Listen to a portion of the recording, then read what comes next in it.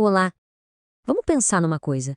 E se os nossos pulmões fossem uma fortaleza? Sabe, daquelas com muralhas altas, dia e noite na linha de frente, defendendo o corpo todo? O problema é que essa fortaleza ela está sob ataque, o tempo todo.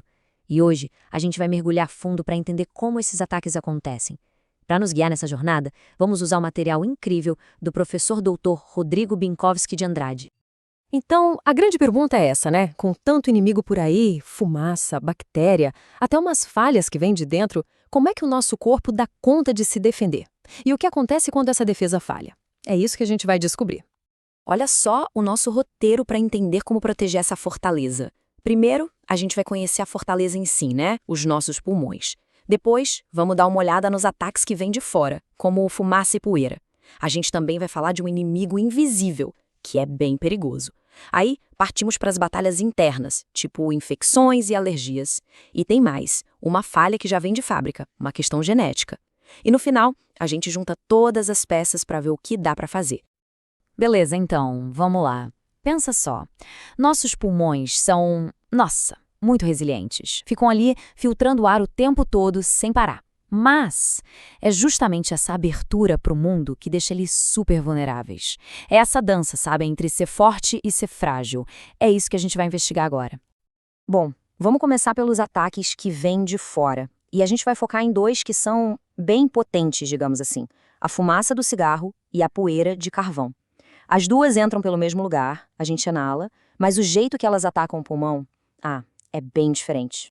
E aqui dá para ver a diferença direitinho. De um lado, o cigarro, que é um ataque químico, uma bomba com mais de 4.000 substâncias que causam uma inflamação danada. Do outro lado, a doença dos mineiros de carvão, que é um ataque físico mesmo. São partículas de poeira que vão se acumulando e literalmente machucando o tecido do pulmão. Vamos entender como o cigarro faz esse estrago. São tipo 3 passos. Primeiro, a fumaça gera o que a gente chama de estresse oxidativo. E isso é como um alarme que chama as células de defesa. Só que, e aí vem o passo 2, essas células de defesa acabam liberando umas enzimas, as elastases, que começam a destruir o pulmão, como se estivessem digerindo ele. O corpo até tem um sistema para controlar isso, mas a fumaça simplesmente desliga essa defesa. É um desequilíbrio total. E o resultado, passo 3, o tecido do pulmão é destruído. E isso, basicamente, é o enfisema. E olha que interessante isso aqui. A patologia consegue dar um número para a gente ver o problema. É o tal do índice de Reid. Pensa assim, numa pessoa saudável, as glândulas de muco ocupam menos de 40% da parede do brônquio. Agora, num fumante com bronquite crônica, esse número passa de 40%, ou seja, maior que 0,4. É um sinal bem claro da doença, medido matematicamente. Agora, voltando para a poeira de carvão. A doença também vai piorando em estágios. Começa com uma coisa chamada antracose, que é basicamente o acúmulo do pó de carvão. Fica parecendo uma tatuagem por dentro do pulmão. Depois, isso evolui, forma uns nódulos pequenos. Mas o último estágio, a fibrose massiva progressiva, esse é terrível. São cicatrizes enormes que tomam o lugar do pulmão que funciona, destruindo tudo. Ok, a gente falou de agressores que a gente, de certa forma, consegue ver, como a fumaça e a poeira. Agora a gente vai falar de um inimigo que é completamente invisível, silencioso e extremamente letal: o monóxido de carbono. A maior arma dele é justamente ser indetectável. A gente não vê, não sente o cheiro, não sente nada. Pois é, o monóxido de carbono é um mestre no disfarce. Ele entra no nosso sistema sem tocar nenhum alarme. E o ataque dele não é direto no pulmão, é no sangue. Ele basicamente sequestra o nosso sistema de transporte de oxigênio. O resultado é uma asfixia que acontece lá dentro, em cada célula do corpo. E aqui está o pulo do gato, a parte mais crítica. A hemoglobina, aquela molécula do sangue que carrega o oxigênio, sabe? Pois bem, o monóxido de carbono gruda nela com uma força 200 vezes maior que o oxigênio.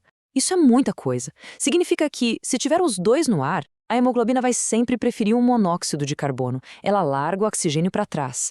E aí, já viu o problema, né? Os sinais de que isso está acontecendo são bem trágicos. Essa molécula que se forma, a carboxihemoglobina, tem uma cor muito específica, um vermelho cereja bem vivo. E essa cor acaba tingindo a pele, os órgãos. O cérebro, que precisa desesperadamente de oxigênio, começa a sofrer danos que não têm volta. E os sintomas? Começa com uma dor de cabeça, mas pode evoluir para convulsão, coma e até a morte. Tudo bem, Vamos mudar um pouco o foco agora. A gente sai dos ataques que vêm de fora e entra nas batalhas que acontecem aqui dentro. Nesses casos, o problema não é só um invasor, é também o jeito como o nosso próprio corpo reage. A gente vai ver 2 exemplos clássicos, a tuberculose, que é uma infecção, e a asma, que é uma alergia. A tuberculose é uma coisa fascinante se a gente olhar do ponto de vista da doença. O corpo tem muita dificuldade de eliminar a bactéria. Então, o que ele faz? Ele constrói um muro em volta dela. Esse muro se chama granuloma. E no meio desse muro, as células de defesa morrem e viram uma massa que parece um queijo, sabe? É a tal da necrose caseosa. É o corpo tentando isolar o problema, conter o inimigo. E a tuberculose tem 2 fases. A primeira é a primária. É o primeiro contato com a bactéria. Geralmente o corpo controla bem, a pessoa nem sente nada e fica só uma cicatrizinha. O problema é a secundária. É quando aquela infecção antiga acorda, ela é reativada. E isso acontece lá no topo dos pulmões, formando uma espécie de caverna. E essa caverna, por estar conectada com as vias aéreas, faz com que a pessoa possa passar doença para outras. Já a asma é outra história. Não é infecção, é uma inflamação crônica. E a palavra mais importante para entender a asma é hiperreatividade. O que isso quer dizer? Quer dizer que as vias aéreas de quem tem asma reagem de um jeito exagerado a coisas que para a maioria das pessoas não fariam mal nenhum, tipo poeira, ar frio. Aí os brônquios se fecham e produzem um monte de muco. E o mais legal é que, se a gente pegar o muco de um paciente com asma e colocar no microscópio, a gente acha pistas bem específicas dessa briga interna. A gente vê umas espirais de muco, que são como moldes das vias aéreas pequenas, as espirais de Kurtzman. A gente também acha uns cristalzinhos, os de Charcot-Leyden, que vêm das células de defesa. E, claro, a gente vê um monte dessas células, os eosinófilos, por toda parte. Bom, a nossa última batalha de hoje é bem diferente de todas as outras. Não é um ataque externo. Não é uma reação exagerada do sistema de defesa. É uma falha na própria estrutura da fortaleza. Um defeito genético, que a pessoa já nasce com ele. A gente está falando da fibrose cística.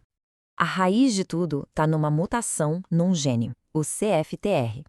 Esse gene é o responsável por controlar um canalzinho nas nossas células. Quando esse gene tem um defeito, o canal não funciona direito. E aí as secreções do corpo, sabe, o muco dos pulmões, os líquidos do pâncreas, elas perdem água e viram uma coisa super espessa, viscosa, pegajosa. Lá nos pulmões, isso gera um ciclo vicioso terrível. Pensa comigo. Primeiro, o muco grosso entope as vias aéreas. Segundo, esse muco parado ali vira o lugar perfeito para a bactéria crescer, o que causa infecção o tempo todo.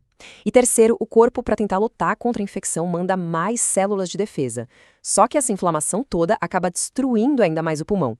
Então fica nesse ciclo: obstrução, infecção, inflamação, de novo e de novo. Bom, chegamos na nossa parte final. A gente viu de tudo um pouco, né? Ataque químico, físico, infecção, alergia, problema genético. Agora vamos juntar tudo isso e tentar entender o que a gente aprendeu sobre como proteger essa nossa fortaleza, o sistema respiratório. Olha só, esse quadro aqui resume tudo de um jeito perfeito. Tabagismo? O problema central é o desequilíbrio das enzimas. Tuberculose? A chave é a necrose que parece queijo. Asma? É a tal da hiperreatividade. Fibrose cística, a disfunção do canal CFTR.